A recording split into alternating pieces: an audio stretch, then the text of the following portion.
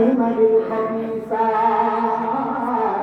الطيبات للطيبين والطيبون للطيبات أولئك مبرؤون مما يقولون لهم مغفرة ورزق كريم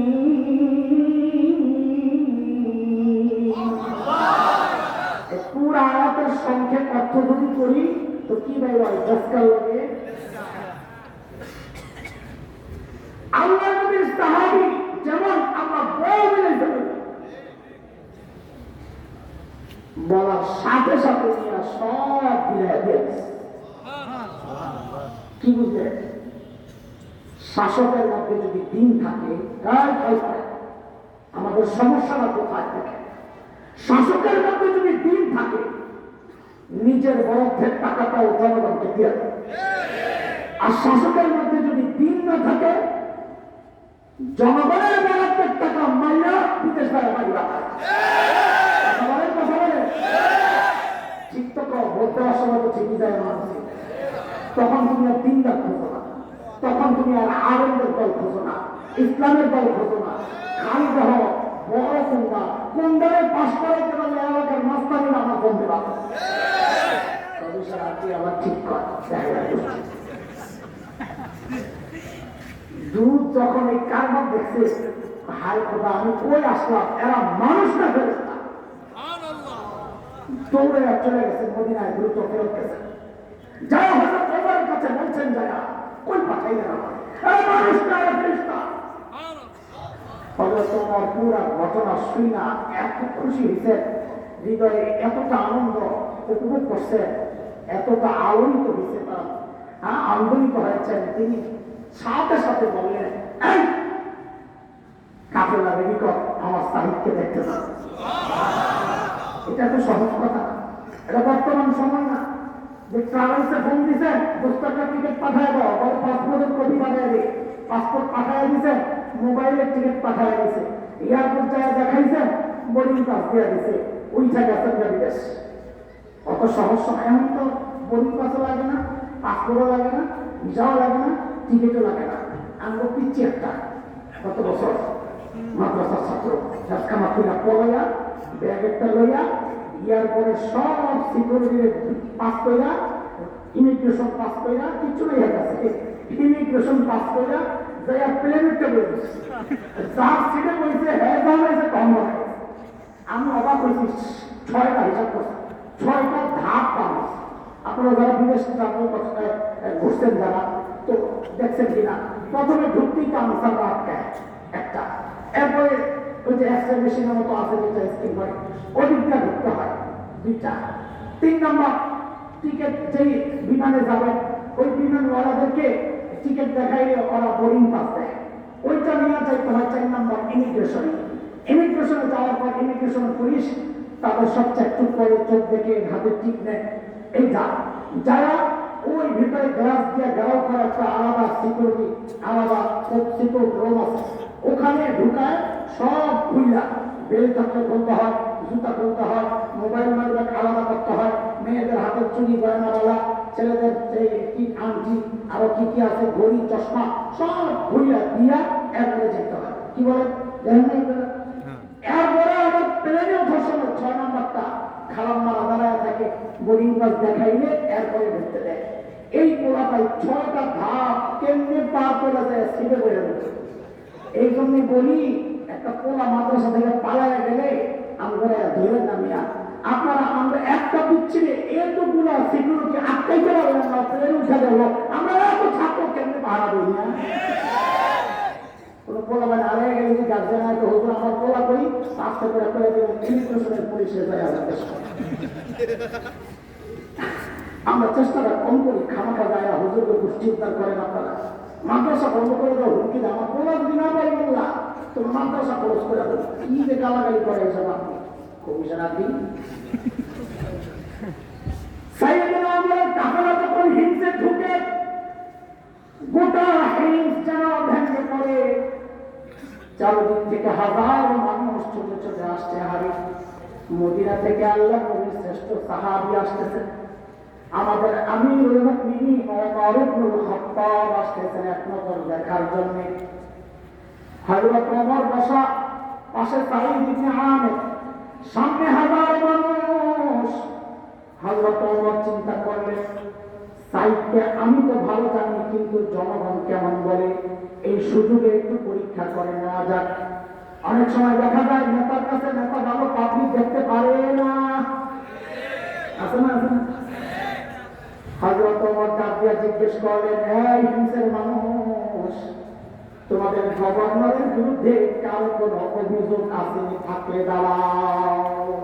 বাপরে, এই জমানায় যদি আপনাদের এলাকায় আইসা কোন নেতাই বলতে, বড় নেতা, এই গ্রামের মানুষ, আপনার নেতার বিরুদ্ধে কারো কোনো অভিযোগ আছে? 5 মাস আগের কথা বলতেছে, আপনার নেতার বিরুদ্ধে কারো কোনো অভিযোগ আছে? পাবলিক মাথার নিচের দিকে দিয়ে বলতো, অভিযোগ তো আছে, কিন্তু দাঁড়ানো না, এখন দাঁড়াইলে সকালে সেটা করা লাগবে। কি হাসেন কেন? কথা মিথ্যা, কিন্তু এটা ইসলামী শাসন, যেখানে জনগণের কথা বলার অধিকার থাকে। ইনসাফ বুঝেন না তো, খালি ভোট দেন না। হযরত ওমর যখন বললেন কারো কোনো অভিযোগ আছে, ওই কোনার থেকে বুড়ো দাঁড়ায় গেছে সাহস করে, আছে। মানুষের স্বভাব হলে মানুষ অনুকরণ প্রিয়, দেখা দেখি কাম করে। রাস্তায় দাঁড়ায় থাকে, ঘাটটা ব্যথা করতেছে, আসমানের দিকে তাকায় আর কিছুক্ষণ ঘাটটা ব্যথা করতেছে, দেখেন পাশে দিয়ে যারা যাবে অধিকাংশ দাঁড়ায় দেয়, কি দেখা কি কথা ঠিক। হযরত ওমর যখন বলেন দাঁড়া, 1 ঘন্টা দাঁড়াইছে, পট পট চট চট আরো 3 ঘন্টা দাঁড়ায় গেছে। বাপ তো ভালো না, কি সমস্যা বলে? 1 নম্বর আপনি বলেন। আহা, কি সময় কাছে ছিল, কি ছিলেন, কি ছিল, কি সমস্যা? প্রথম জন দাঁড়ায় বলতেছে, আমিরুল মুমিনিন, আমাদের গভর্নর মাসে 1 দিন অফিসে আসে না। মাসে কয়দিন? আমরা তো সপ্তাহে বইল ছুটি পাই দিই। আমার কত বন্ধু আছে, সুবহানাল্লাহ, দুনিয়ায় আগমন দিবস, দুনিয়া থেকে বিদায় দিবস, বাগা দিবস, প্রত্যাবর্তন দিবস, এই দিবস, ওই দিবস, ওই দিবস, বাপরে বাপ, দিবস করতে করতে করতে করতে না জানি 20 বছর পরে দিবস আর খুঁজা না পাইয়া বলবো আমার ভোটের জায়গায় দিবস। যেমনি বাইরে গেছে দিবস একটা আল্লাহ আল্লাহ। অথচ ইসলামী শাসন ব্যবস্থায় জনগণের অভিযোগ, গভর্নর মাসে কয়েকদিন আসে। হযরত ওমর রাগ হয়ে গেছেন, জবাব দাও, কেন তুমি মাসে 1 দিন অফিসে আসো? আসামির কাঠ গড়ায় হিংসের গভর্নর আল্লাহর নবীর সাহাবী হযরত সাঈদ ইবনে আমির আল-জুমাহি, তিনি কি হওয়ার কথা ছিল? সময় সেরা ধনী হওয়ার কথা ছিল। মাথায় রেখেন জিনিসটা, তাহলে ভুলে যাবেন, বুঝবেন না। সময়ের সেরা ধনী হওয়ার কথা যে মানুষটা, সেই মানুষটা দ্বারা জবাব দিচ্ছে, কেন তিনি মাসে 1 দিন অফিসে আসেন না? আপনি তো জানেন আমি গরিব মানুষ, এই যে আমার গায়ে 2 টুকরা কাপড় দেখতেছেন, একটা লুঙ্গির মতো করে পরা, আরেকটা চাদরের মতো করে জড়ানো, আমি এই 2টা কাপড় ছাড়া আমার আর কোনো কাপড় নাই। আরে মাসে 1 দিন অফিসে কেন আসো না? বলে পড়তে পড়তে দুর্গন্ধ হয়ে যায়, নিজেরও কষ্ট হয়, আমার কাছে যারা আসে ওদেরও কষ্ট হয়, তাই মাসে 1 বার উপর একটা ধুয়ে দেই, শুকায় গেলে নিচে করি, নিচেরটা ধুয়ে দেই, শুকায় গেলে উপরে জড়াই। আমি এই কাজটা করতে করতে বেলায় একটু উপরে উঠে যায়। আমি আসি না, এই কথা ঠিক না, আসতে একটু দেরি হয়। উনি হয়তো সকাল সকাল আইসা আমার না পারা ভেবেছেন আমি আসি না, আসি একটু দেরি হয়। হযরত ওমর তো বুঝছে অভিযোগের ধরন কি, দাঁড়াইছে যেহেতু শোনা লাগে। বলেন 2 নম্বর জন, আপনার কি সমস্যা? বলেন। 2 নম্বর জনের অভিযোগ তো আরো মারাত্মক। আমিরুল মুমিনিন, আমাদের গভর্নরের দিনে তো পাই, রাতে আর খুঁজে পাই না। কি ডিউটি নিছে ওনারে, রাতেও সমস্যা হয়। হযরত ওমর তো ধরছেন, সাঈদ জবাব দে, কেন তোমাকে জনগণ রাতে পায়? আসামির কাঠ গড়ায়, আল্লাহর নবীর সাহাবী তারা জবাব দিচ্ছেন, কেন রাতে পাওয়া যায় না? আমিরুল মুমিনিন, কাসামতু হায়াতি বাইনা রাব্বি ওয়া বাইনা ইবাদি। আমি আমিরুল মুমিনিন জীবনটাকে 2টা ভাগ করছি, একটা ভাগ মালিকের বান্দাদেরকে সময় দিন। হ্যাঁ, কাদের কথা শোনাচ্ছি? যারা রাস্তায় বের হলেও সাথে করে মুক্তি নিয়ে যাইতো, এখন মালিকের জন্য আলাদা টাইম ঠিক করা, যে রাস্তা আমরা মালিককে সময় দিব, এখানে আর কারোর সাথে কোনো কথা নাই। আমরা তো ব্যস্ত মানুষ, এ যুবক খেয়াল করো, আমরা তো ব্যস্ত মানুষ, আমাদের কত কাজ, ব্যবসা আছে, বাণিজ্য আছে, চাকরি আছে, পরিবার আছে, সমাজ আছে, রাজনীতি আছে, কত কাজ আমাদের। মালিককে টাইম দেওয়ার সময় কোথায়, তাই না? আমরা ব্যস্ত মানুষ। এরপরে আমি আর তুমি ছাড়া দুনিয়ার সব মালিককে টাইম দেয়। ওই একটা গাছের দিকে তাকায় দেখো না, কি মনে হয় গাছটা বুঝি এমনি দাঁড়ায় আছে? না না না, ওই গাছটাও দাঁড়ায় মালিকের তসবিহ করে। যে কুকুরটাকে নির্দিষ্ট প্রাণী মনে করে তারা দেয়, ওই কুকুরটাও রুকুর হালতে মালিকের তসবিহ করে। যে পোকামাকড় গুলো পায়ের গলে মেরে ফেলি, ওই পোকামাকড় গুলো সেজদার হালতে মালিকের তসবিহ করে। পড়ি না কেবল আমি আর তুমি, আমাদের হাতে সময় নাই, সময় একদিন আসবে, করার থাকবে না কিচ্ছু। সেদিন শুধু চিৎকার করে বলে কান্দ বলবো, ইয়া লাইতানি কদ্দামতু লিহায়াতি। আর সময় মতো যদি একটু পুঁজি বানায় আসতে হবে। এখন আমার উপায় কি হবে? আমার তো পুঁজি নাই। ও যুবক, পুঁজির একটা ছোট্ট গল্প শোনাই তোমাদের, ছোট্ট গল্প। 3 বছর হয়েছে, আমার মাদ্রাসার এক উস্তাদ একদিন আমাকে অফিসের মধ্যে বলে, ভাই আপনার একটা ভিডিও দেখায় আসে।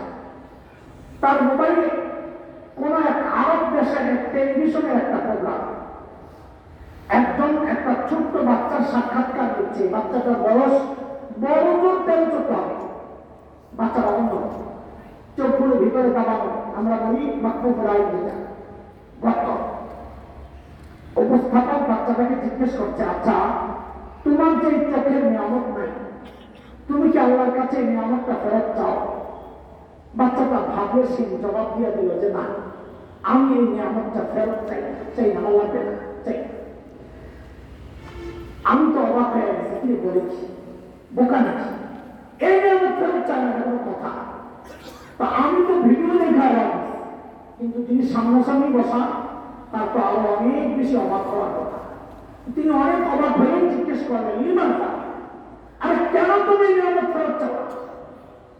আরে বাচ্চাটার জবাবটা শুনে আমি বুঝছি বোকা ও না, বোকা আমি। আল্লাহকে সাক্ষী রেখে বলছি আপনাদের, ওর জবাবটা শুনে আমি সাথে সাথে কান্না করে দিচ্ছি। আর বলবো কি এটা? ও বলে কি জানেন, দেখেন কি বুঝি বানাইছে, ছোট্ট বাচ্চা কি বুঝ।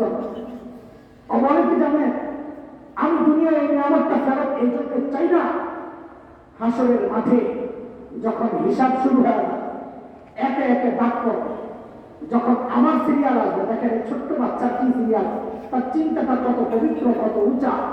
বলে যখন আমার ডাক করবে, আমি দুনিয়ায় এই নিয়ামত এই জন্য চাই নাই, পুঁজি রাখছি পুঁজি, যখন আমার ডাক করবে তখন যেন আমি আমার মালিকের সামনে নত জানু হয়ে বলতে পারি, ও আমার মালিক, ও আমার মালিক, দুনিয়ায় তো আমার এই নিয়ামতটা দেন নাই, ও গো মালিক, ওই উসিলাই কি আজকে আমার আঘাতটা একটু কমায় দেওয়া যায় না?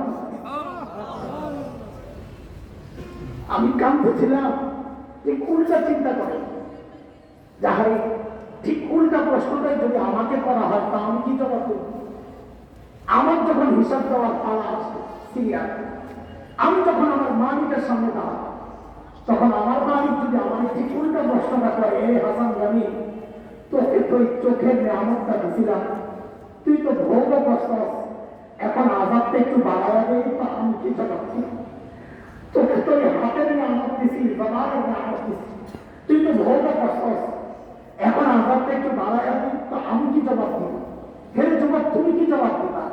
হ্যাঁ, কি পুঁজি লয়া এমন নিশ্চিন্ত জীবনযাপন করছি, কোন পুঁজির ভরসায়?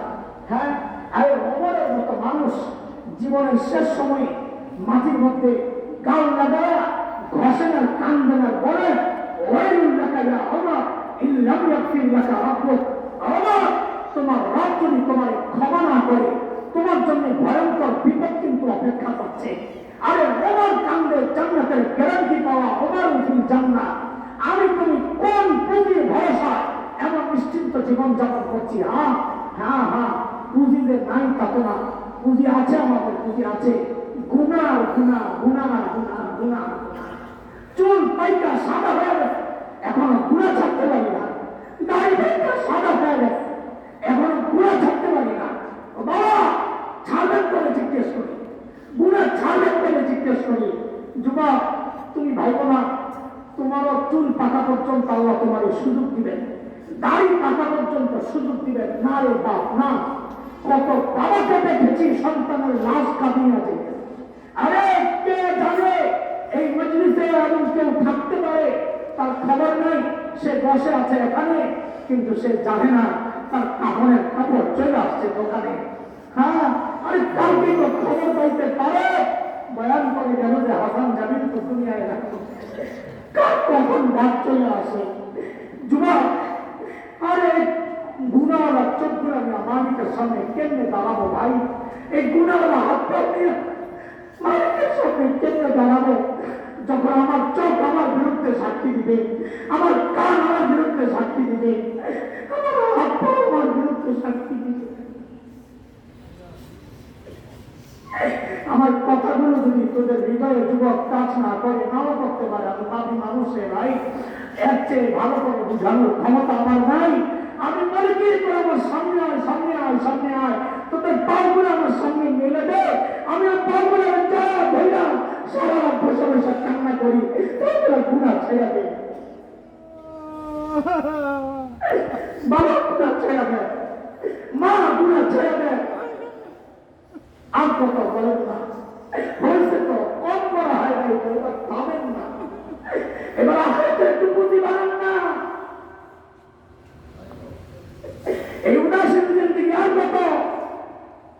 সাইয়েদনা আবু বকর গাছের পাতার দিকে তাকায় তাকায় কাঁদতে দাঁড় বলতেন, ইয়া লাইতানি কুনতু ওয়ারাকা মিনাশ শাজারা তুতাকাল। হ্যাঁ, আমি আবু বকর মানুষ না হইয়া যদি গাছের পাতা হইতাম তো চিমচুম করে চাবায় চাবায় খাওয়া যেত, আমার আর হিসাব দেওয়া লাগতো না।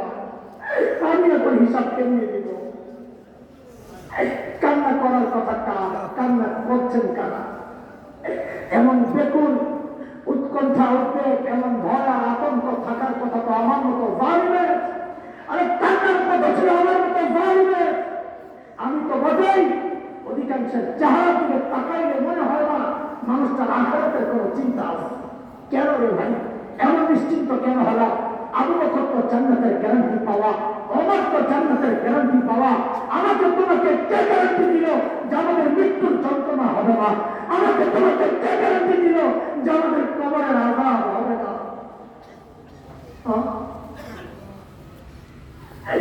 কথা তো বলো, কে গ্যারান্টি দিল? কোন ভরসায় আমরা নিশ্চিন্ত জীবন যাপন করছি? পুঁজি বানা, পুঁজি বানা, পুঁজি রাখবে, পুঁজি রাখবে। গুনার প্যাকেট খালি করে ভয়ের কারণ নাই।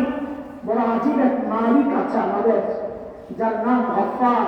বলে গফফার মানি দুনিয়ার মানুষ অপরাধী খুঁজে শাস্তি দেওয়ার জন্য, গফফার মানি হচ্ছে ওই সত্তা যিনি অপরাধী খুঁজে মাফ করার জন্য।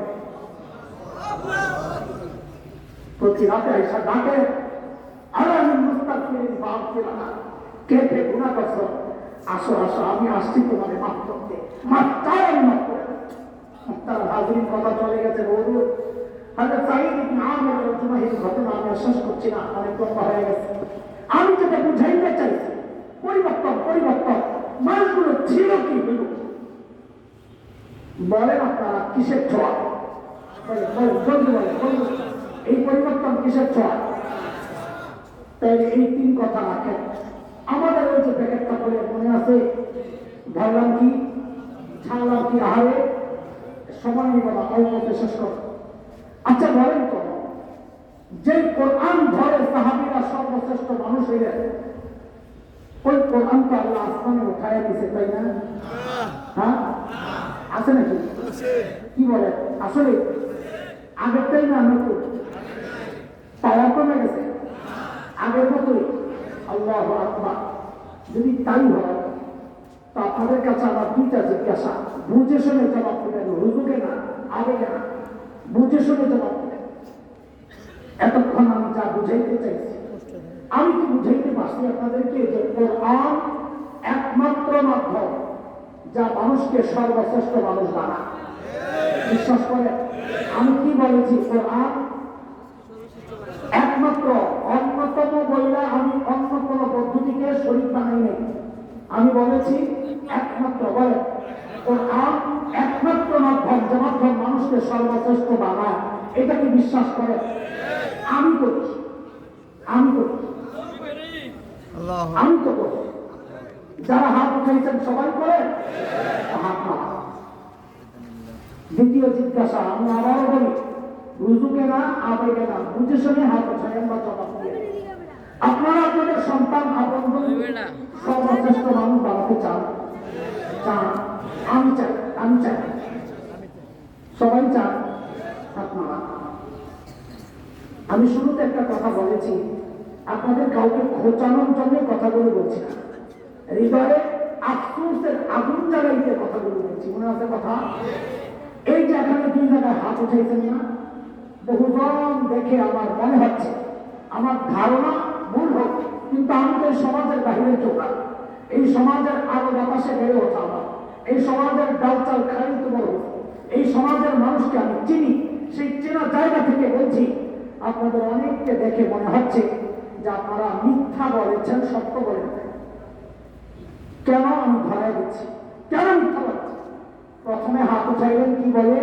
কোরআন একমাত্র মাধ্যম যে মাধ্যম মানুষকে সর্বশ্রেষ্ঠ মানুষ বানায় বলেছিলেন। তো দ্বিতীয়বার আপনি কিভাবে হাত উঠাইয়া বললেন যে আপনি আপনার সন্তানকে সর্বশ্রেষ্ঠ বানাতে চান? আপনি যদি এই কথায় সত্যবাদী হইতেন তাহলে আগের কথাটা কি? আগে না বললেন সর্বশ্রেষ্ঠ কোরআন বানান, আপনি সন্তানকে সর্বশ্রেষ্ঠ বানাইতে চান, এই কথায় সত্যবাদী হইলে সন্তানকে তো কোরআন প্রতিষ্ঠান মাদ্রাসায় পাঠানোর কথা ছিল। মাদ্রাসায় পাঠান নাই, মানে মিথ্যা বলেছেন। অথবা কোরআন একমাত্র মাধ্যম যে মাধ্যম মানুষকে সর্বশ্রেষ্ঠ বানায়, এটা স্বীকার করে। একটা কথা, আহারে আফসোস আপনাদের জন্য। ধরেন কি ছাড়লেন? ধরেন কি ছাড়লেন? কি ধৈর্য কি ছাড়লেন? একটু দিন থেকে বলেন তো, ঠকছেন না দিচ্ছেন? যারা সন্তানকে দিন শেখান নাই, ঠকছেন না দিচ্ছেন বলেন তো? এখন আসলে স্লোগানের মতো বইলা বলেন তো, একটু বুঝানোই কেন ঠকছেন? আমরা যারা মাদ্রাসায় বসছি, আলহামদুলিল্লাহ আমরা নিজেরাও ঠকি নাই, আমাদের বাবা মাও ঠকেন নাই। বিশ্বাস হয়? কেন? আমি আমারটা, আমি ছোট মানুষ, বড়দের কথা, আমি ছোট মানুষ, আমি আমারটাই বলি। কেন ঠকি নাই? আমি কেন ঠকি নাই? দেখেন, ছোটবেলায় আমার শৈশব, আমি আমার ব্রেন ছিল খুব সাফ। আমার সাথী আছে মাদ্রাসা মহাদিস, আমাদের মধ্যে জামাতা, আমাদের সাথে, উনি জানেন, মাওলানা নজরুল ইসলাম সাহেব। আমার মাথা ছিল একদম সাফ, পড়তাম কম, কিন্তু সবসময় আমি আমার জামাতে ফার্স্ট হইতাম। ডিস্টার্ব করতে মাঝে মাঝে নজরুল ভাই, নাইলে আমি একটু বললাম না, নজরুল ভাইয়ের দরে পড়তাম। যদি আবার হ্যাঁ এক নম্বর হয়ে যায়, কোন নজরুল ভাই, শুধু নজরুল ভাইয়ের দরে একটু পড়তাম। যদি বাই চান্স আমার বিরামের কারণে আমার এক নম্বর হয়ে যায়, তাহলে আরেক মাসে নজরুল ভাইও খুব বিরিয়ান ছিলেন, চিকনা চিকনা বুদ্ধি আছে। সংক্ষেপে সুন্দর সাজায় দেখতে পারতাম, নজরুল ভাইয়ের গুণ ছিল। তো আরো যখন ছোট ছিলাম, জেহেন ছিল একদম সাফ।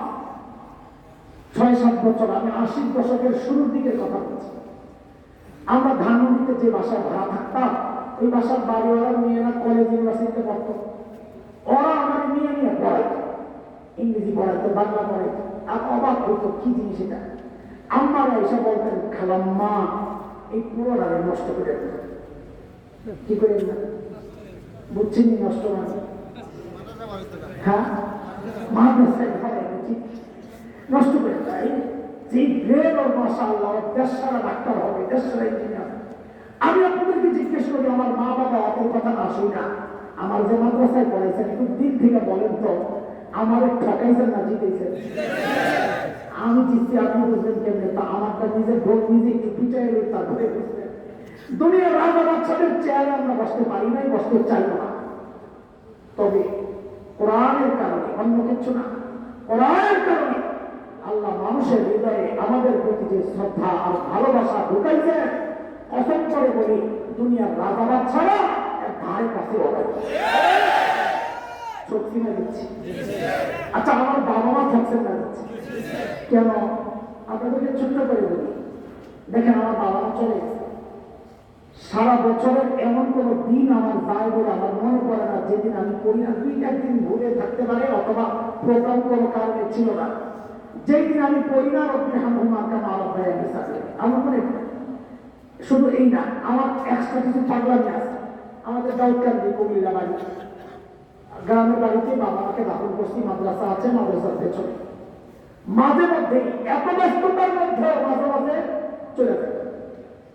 যা কি করে জানেন, বাবা মা দুইজনের মাথার কাছে যায়, হেফখানার বাচ্চারা অস্তবে যেভাবে পড়াশোনায় ওইভাবে বাচ্চাদের মতন জায়গা বসি আর মনে মনে চিন্তা করে হারি, চাইলেই তো এখন মায়ের মাথায় একটু তেল দিতে পারবো, চাইলেই তো একটু পাও টিপা দিতে পারবো।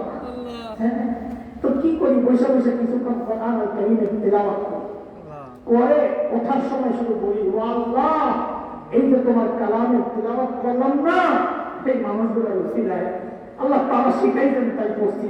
ও মালিক, দুনিয়া থেকে বিদায় নেওয়ার সময় যারা আমাকে তোমার সাথে জুড়ে দিয়ে গেছে, আল্লাহ আজকে তারাও অসহায়, তারা যেন তোমার রহমত থেকে বিচ্ছিন্ন না হয়ে যায়। রব্বির হামহুমা কামা রাব্বায়ানি সাগীরা। একটু দিন থেকে বলেন তো, আমার মা বাবা জিতছেন না থাকছেন? কিন্তু কথা তো আসলে আপনাদেরকে নিয়ে, যারা সন্তানকে দিন শেখাচ্ছেন না, নিজে ঠকেছেন, কখন খোদা সন্তানকেও ঠকাইছেন আপনি। নিজে ঠকছেন কেন? এই কেন বইটা শেষ করবো, অল্প কথা, কয়েকটা উদাহরণ দিই চকচক করে। পত্রিকাওয়ালাদের রিপোর্ট, আমার কাছে রিপোর্টের কাঠিন আছে, তারা কি লিখেছে? উচ্চ শিক্ষার হার যত বাড়ছে, উচ্চ শিক্ষা মানে মাদ্রাসা শিক্ষা, কি শিক্ষা? জেনারেল শিক্ষা। ওইটাও তো একটা ভুল চিন্তা আপনাদের। কেন?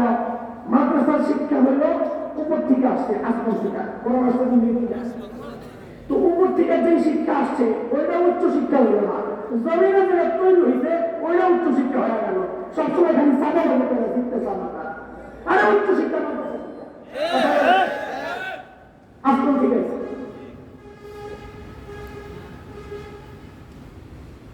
ওই যে আসলুহা সাবিত ওয়া ফারুহা আলাম তারা কাইফা দারাবাল্লাহু মাসালান কালিমাতান তাইয়্যিবা কাশাজারাতিন তাইয়্যিবাতিন আসলুহা সাবিত ওয়া ফারউহা ফিস সামা। আমাদের সম্পর্ক উপরের সাথে। আল্লাহু আকবার। উচ্চ শিক্ষার হার যত বাড়ছে, সন্তানের সাথে বাবা মার দূরত্ব যত বাড়ছে। কথা কি মিথ্যা? তারপরও গর্ব করেন না, ছেলে ডাক্তার, আমেরিকা থাকে, বাবা বসে বসে কান্না করে বৃদ্ধাশ্রমে সময় কাটাচ্ছে, আবার গর্ব করে।